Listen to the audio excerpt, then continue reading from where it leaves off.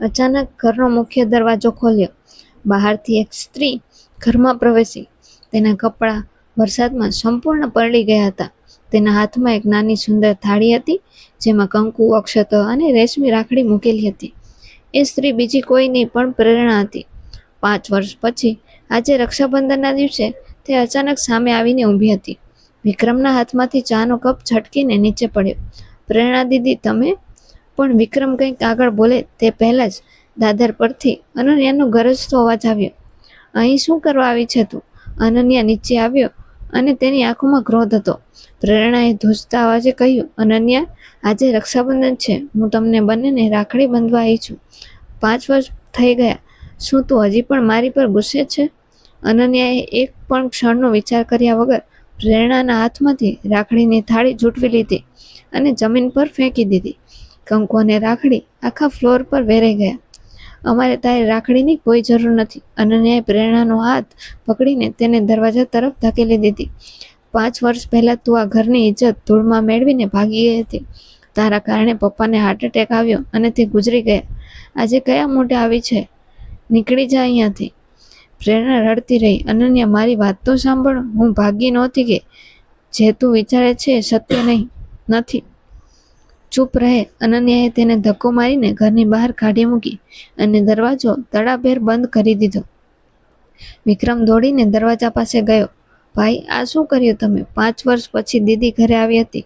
એકવાર એની વાત તો સાંભળવા દીધી હોત. અનન્યાએ વિક્રમ સામે આંગળી ચીંધીને કહ્યું, વિક્રમ, તું ત્યારે નાનો હતો. તને શી ખબર એ રાત્રે શું થયું હતું? પપ્પાની તિજોરીમાંથી 10 લાખ રૂપિયા અને ઘરના દાગીના ગાયબ હતા અને પ્રેરણા પણ એ જ રાત્રે ગાયબ થઈ ગઈ હતી. તેણે આપણા પરિવારનો વિશ્વાસઘાત કર્યો છે. પરંતુ વિક્રમનું મન આ વાત માનવા તૈયાર નહોતું. વિક્રમ હવે એક હોશિયાર વકીલ હતો. તેણે ધ્યાનથી જોયું હતું. જ્યારે અનન્યા પ્રેરણા પર અરીસો બનીને બૂમ પાડી રહ્યો હતો, ત્યારે ખૂણામાં ઊભેલી ભાભી રાધિકાના ચહેરા પર એક અજીબ ગભરાટ હતો. રાધિકાના હાથ ધ્રુજી રહ્યા હતા. જો પ્રેરણા ખરેખર ગુનેગાર હોય તો રાધિકા કેમ ડરેલી હતી? વિક્રમ છાપો મારીને ઘરની બહાર દોડ્યો, પણ પ્રેરણા ત્યાં સુધીમાં વરસાદી અંધારામાં ક્યાંક ગાયબ થઈ ગઈ હતી. એ જ રાત્રે વિક્રમ ઊંઘી શક્યો નહીં. તેને પપ્પાનો એ જ જૂનો સ્ટડી રૂમ યાદ આવ્યો, જે 5 વર્ષથી બંધ હતો. અનન્યાએ રૂમમાં તાળું મારી રાખ્યું હતું. રાત્રે 12 વાગે જ્યારે આખું ઘર ઊંઘી રહ્યું હતું, વિક્રમ છુપી રીતે પપ્પાના સ્ટડી રૂમ પાસે પહોંચ્યો. તેણે માસ્ટર કીથી તાળું ખોલ્યું. રૂમમાં ધૂળ જામેલી હતી અને ભેજની ગંધ આવતી હતી. વિક્રમે પપ્પાના ટેબલના ખાના તપાસવાના શરૂ કર્યા. એક જૂની ડાયરીમાંથી તેને કાગળ મળ્યો. એ કાગળ જોઈને વિક્રમના પગ તળેથી જમીન ખસી ગઈ. એ કાગળ એક બેંક લેટર હતો, જેમાં લખ્યું હતું કે 5 વર્ષ પહેલા પપ્પાના નામે 25 લાખનું મોટું દેવું હતું અને ઘર ગીરવે મુકાયેલું હતું. વિક્રમ વિચારમાં પડી ગયો. જો પપ્પા પર દેવું હતું તો પ્રેરણા દીદી 10 લાખ લઈને કેમ ભાગી ગઈ? શું એ પૈસા ચોરીના હતા કે પછી કોઈને ચૂકવવાના હતા? અચાનક રૂમનો દરવાજો ખોલ્યો અને સામે અનન્યા ઊભો હતો. તેના હાથમાં એક લાકડી હતી. ચહેરા પર ભયાનક અંધકાર હતો. તું અહીં શું કરે છે, વિક્રમ? અનન્યાએ કડક અવાજે પૂછ્યું.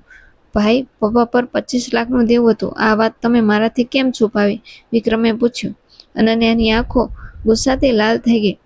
તારી આ બધી બાબતોમાં પડવાની જરૂર નથી. જે થઈ ગયું એ થઈ ગયું. ચાલ બહાર નીકળ આ રૂમમાંથી.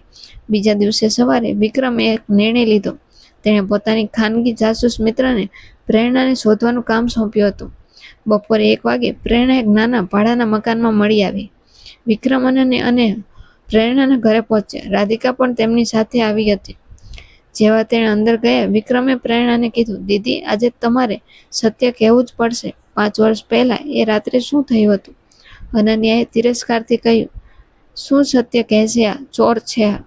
ત્યારે પ્રેરણાએ શાંત અવાજે કહ્યું, હું ચોર નથી અનન્યા, પણ તારી પત્ની રાધિકા ચોર છે. આ સાંભળીને રૂમમાં સન્નાટો છવાઈ ગયો. રાધિકાના ચહેરાનો રંગ ઉડી ગયો. અનન્યા ચીડાઈ ગયો. શું બકવાસ કરે છે પ્રેરણા? મારી પત્ની પર આક્ષેપ મૂકે છે. ત્યારે પ્રેરણાએ એક જૂની ફાઇલ ટેબલ પર મૂકી અને બોલવાનું શરૂ કર્યું. 5 વર્ષ પહેલા પપ્પા બિઝનેસમાં બરબાદ થઈ ગયા હતા. તેમના પર 25 લાખનું કરજ હતું. જે લેણદારો હતા તેઓ દરરોજ પપ્પાને અને રાધિકાના ભાઈને ધમકી આપતા હતા. રાધિકાના ભાઈએ પપ્પાને બ્લેકમેલ કર્યા હતા કે જો પૈસા નહીં મળે તો તે અનન્યાને જેલમાં મોકલી દેશે. કારણ કે કરજના કાગળ પર અનન્યાની બનાવટી સહી હતી. વિક્રમ અને અનન્યા સ્તબ્ધ થઈ ગયા. પ્રેરણા આગળ બોલી, એ રાત્રે રાધિકાએ તિજોરીમાંથી 10 લાખ રૂપિયા અને દાગીના ચોરીને પોતાના ભાઈને આપી દીધા હતા, જેથી તેનો ભાઈ બચી જાય. જ્યારે પપ્પાએ રાધિકાને ચોરી કરતા જોઈ લીધી ત્યારે પપ્પાને હાર્ટ એટેક આવ્યો. રાધિકાએ મને કરગરીને વિનંતી કરી કે જો અનન્યાને ખબર પડશે તો તેમનું ઘર ભાંગી જશે અને અનન્યા જેલમાં જશે. મેં તારું ઘર બચાવવા માટે અનન્યા બધો દોષ મારા માથે લઈ લીધો. મેં પપ્પાના ડ્રોરમાંથી બાકીના કાગળો ગાયબ કરી અને રાતોરાત ઘર છોડી દીધું, જેથી બધા એવું જ માને કે હું પૈસા લઈને ભાગી ગઈ છું. મેં આ આખો ગુનો મારે માથે લઈ લીધો, જેથી તું અને રાધિકા સુખી રહો. આ સાંભળીને અનન્યાના પગ ધ્રુજવા લાગ્યા. તેણે રાધિકા સામે જોયું. રાધિકા રડવા લાગી અને જમીન પર પડી ગઈ. મને માફ કરી દો. પ્રેરણા સાચું કહે છે. મેં મારા ભાઈને બચાવવા આ બધું કર્યું હતું. અને પ્રેરણાએ પોતાના ભાઈ અનન્યાનું સંસાર બચાવવા પોતાનું આખું જીવન બરબાદ કરી નાખ્યું. આ સત્ય સાંભળીને અનન્યાના હાથમાંથી બધું સરી પડ્યું હોય તેવું લાગ્યું. જે બહેનને 5 વર્ષ સુધી દગાબાજ અને ચોર માનતો હતો, તેણે પોતાના ભાઈની જિંદગી બચાવવા માટે પોતાના ચરિત્ર પર દાગ લગાવી દીધો હતો. અનન્યા પોતાની બહેનના પગમાં પડી ગયો. તેણે આંખોમાંથી આંસુ રોકાતા નહોતા. પ્રેરણા, મને માફ કરી દે. મેં તારા પર કેટલો અત્યાચાર કર્યો. કાલે પણ મેં તારી રાખડી ફેંકી દીધી હતી. મને માફ કરી દે બહેન. પ્રેરણાએ અનન્યાને ઊભો કર્યો અને આંસુ લૂછ્યા. ભાઈ, એક બહેન ક્યારે પોતાના ભાઈથી નારાજ નથી રહી શકતી. હું તો માત્ર તમને સત્ય જણાવવા આવી છે. વિક્રમે પોતાના ખિસ્સામાંથી એ જ રાખડી કાઢી જે તેણે કાલે જમીન પર ઉડાવીને સાચવી રાખી હતી. વિક્રમે અનન્યાનો હાથ પ્રેરણાના હાથમાં મૂક્યો. પ્રેરણાએ ધ્રુજતા હાથથી પોતાના ભાઈને રાખડી બાંધી. બહાર વરસાદ રોકાઈ ગયો હતો અને સૂર્યનો સોનેરી તડકો રૂમમાં પથરાઈ રહ્યો હતો. જે પ્રેમ 5 વર્ષથી કડવાશના અંધકારમાં છુપાયેલો હતો, તે આજે સસ્પેન્સનો પડદો ઉચકતા ફરીથી પ્રકાશિત થઈ ગયો હતો. જો આ વાર્તા તમને ગમી હોય તો ચેનલને સબસ્ક્રાઈબ કરો. ધન્યવાદ. જય શ્રી કૃષ્ણ.